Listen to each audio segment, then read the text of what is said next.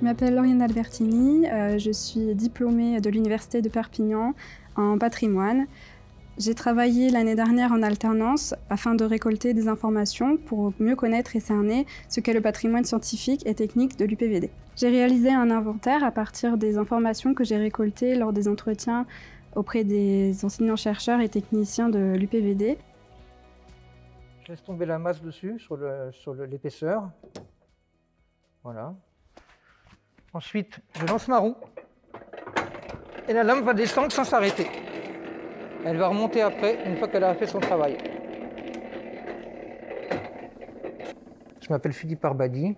Je suis relieur d'art à la Bibliothèque universitaire de Perpignan. Je voulais vous présenter le massicot. Il a été fait en 1885, je crois. Il a été fait à Paris, il a été vendu à un relieur de Perpignan. Quand il a mis la clé sous la porte dans les années 80, la bibliothèque universitaire l'a racheté. Vous pouvez couper des grosses épaisseurs avec, aussi bien que des petites. C'est-à-dire ça peut aller de ça à jusque-là, vous voyez. Enfin, je dirais qu'il est fonctionnel, il est robuste, il a des belles lignes,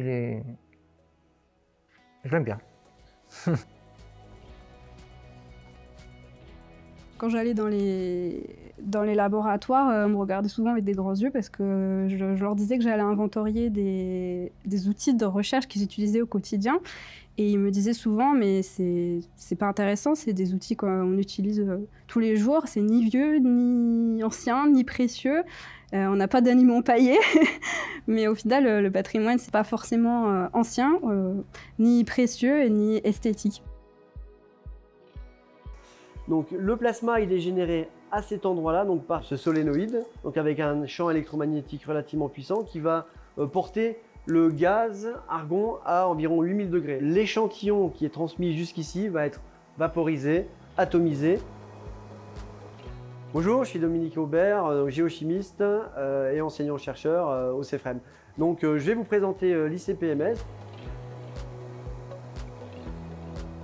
Donc, mes recherches reposent essentiellement sur l'analyse des éléments traces métalliques dans l'environnement. Alors sur des échantillons très variés qui vont des échantillons d'eau de fleuve, de sédiments, de matières en suspension, de particules atmosphériques, parce qu'on recherche des contaminations éventuelles dans l'environnement.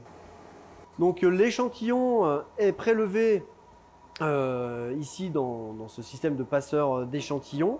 Voilà. L'échantillon est amené par ce capillaire par une pompe péristaltique qui ensuite délivre l'échantillon vers un nébuliseur. Alors, ce nébuliseur, il a comme fonction de produire des fines gouttelettes, donc une sorte de fin brouillard qui va être acheminé, donc poussé par un gaz jusqu'au plasma. Donc ces ions vont être ensuite détectés, séparés par un système électromagnétique et comptabilisés à la sortie. Alors cet instrument, c'est un instrument qui est incontournable à l'heure actuelle dans tout ce qui concerne les analyses chimiques en environnement.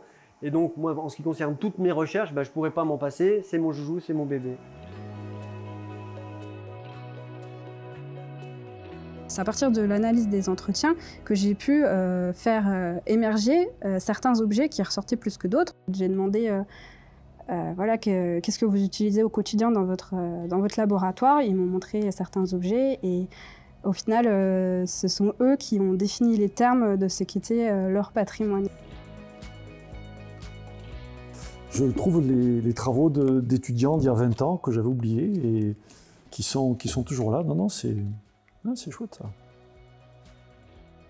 Martin Galinier, spécialiste du monde romain, directeur du CRESEM, le laboratoire en sciences humaines de l'Université de Perpignan, et je vais vous parler de l'inventaire du patrimoine scientifique de l'université.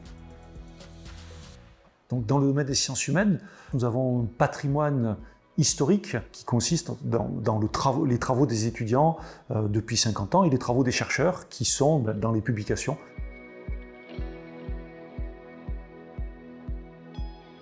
À la différence d'universités plus anciennes qui ont souvent des collections patrimoniales reconnues comme historiques puisque très anciennes, l'université de Perpignan elle est plus récente. Et donc, il n'existait pas jusqu'à présent de sensibilisation ou même d'identification de notre patrimoine scientifique.